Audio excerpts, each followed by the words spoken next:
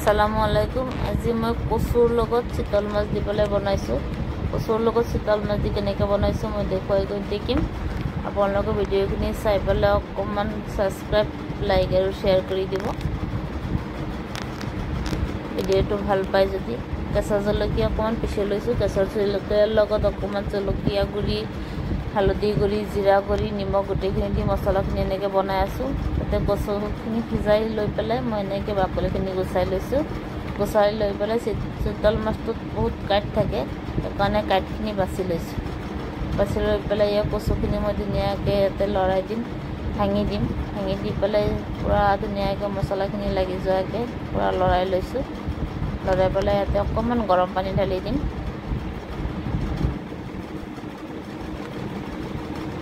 গৰম পানীখিনি দি পেলাই উতলাই লৈছোঁ। উতলাই পেলাই বাছি থোৱা মাছখিনি ধুনীয়াকৈ ইয়াতে ঢালি দিব লাগিব।